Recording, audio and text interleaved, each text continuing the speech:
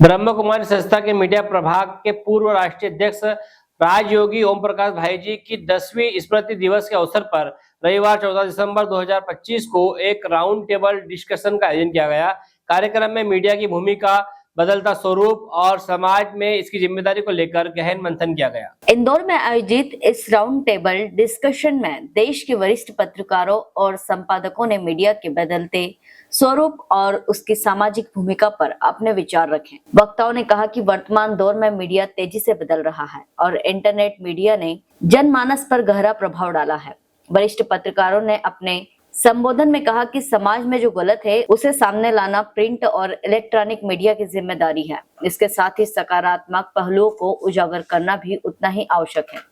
वक्ताओं ने कहा कि राष्ट्र प्रथम का भाव सर्वोपरि होना चाहिए, क्योंकि समाज और विश्व में शांति, एकता और विश्वास कायम करने में मीडिया की निर्णायक भूमिका है। कार्यक्रम का शुभारंभ सभी अतिथियों द्वारा दीप प्रज्वलन के साथ किया गया। इस अवसर पर कार्यक्रम के मुख्य अतिथि प्रखर श्रीवास्तव डीडी न्यूज नई दिल्ली रहे, जबकि कार्यक्रम की अध्यक्षता डॉक्टर मानसिंह परमार, पूर्व कुलपति कुशाभाऊ ठाकरे, पत्रकारिता विश्वविद्यालय रायपुर ने की। कार्यक्रम में हेमलता दीदी, सदगुरु शरण अवस्थी नई दुनिया, अमित मंडलोई दैनिक भास्कर, नवनीत शुक्ला दैनिक दोपहर, कीर्ति राणा दैनिक प्रजातंत्र, प्रतीक श्रीवास्तव सहित इंदौर एवं अन्य शहरों के वरिष्ठ संपादक, पत्रकार, रिपोर्टर, शिक्षा मित्र और बड़ी संख्या में मीडिया स्टूडेंट्स उपस्थित रहे। वक्ताओं ने राजयोगी ओम प्रकाश भाई जी के मीडिया क्षेत्र में दिए गए योगदान को याद करते हुए कहा कि उन्होंने पत्रकारिता का मूल्य शांति और सकारात्मकता से जोड़ने का कार्य किया। मीडिया की जिम्मेदारी और समाज में उसकी भूमिका को लेकर यह विचार मंथन कार्यक्रम उपस्थित सभी लोगों के लिए मार्गदर्शक साबित हुआ। इंदौर से दिनेश आचार्य की रिपोर्ट। प्रधानमंत्री के कुनबे को जोड़ के इकट्ठा याद किया है इन्होंने।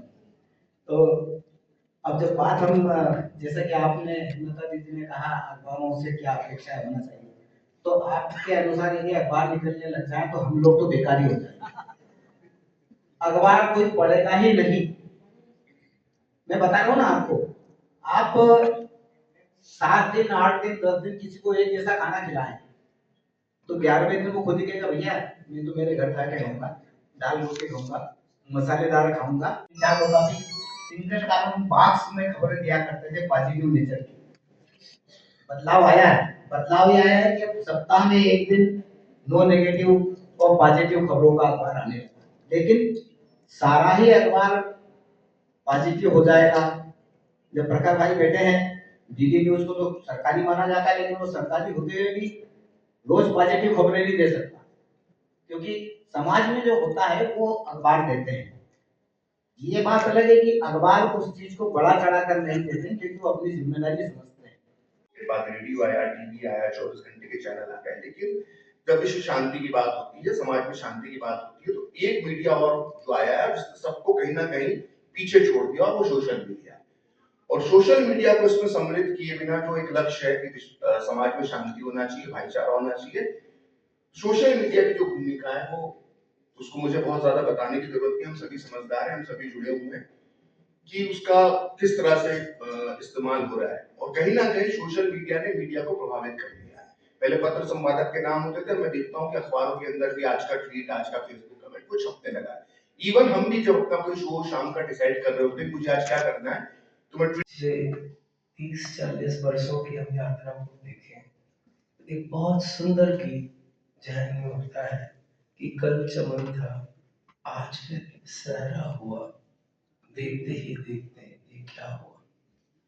हालात अच्छे नहीं है, इस बात को स्वीकारने में मुझे कोई गुरेज नहीं है। पत्रकारिता अब तलवा चाटू संस्कृति बन गई है, जो बहुत ही खेद का विषय है। कई लोग, तमाम लोग शहर में, कस्बों में कार्यक्रम करते हैं, परंतु वे प्रकाशन होने तक नहीं पहुंच पाते। शायद स्थानाभाव रहता है या जो भी कुछ रहता है। आज जरूरत इस बात की है कि मीडिया एक समग्र आवाज बने। जैसा कि भाई अनिल जी ने कहा है कि हम हनुमान ना बने, वैसे ही हम अच्छे से अच्छा सामग्री परोसें जो लोग आनंद से इसको स्वीकार करें। आप जब इस तरह की रिपोर्टिंग करते हैं तो आपका भाव क्या है? भावना क्या है उसके पीछे, वो बहुत काम करती है। तो एक बहुत बड़े पत्रकार थे, आज भी बहुत बड़े पत्रकार है, तब भी संपादक थे, आज भी संपादक है। तो वो जब गुजरात में रिपोर्टिंग करने गए तो उन्होंने जब गोधरा की रिपोर्टिंग करी तो उनके शब्द थे कि एक भीड़ ने एक बोगी पर जिसका नंबर S6 है उस पर हमला किया। ये उनकी रिपोर्टिंग थी।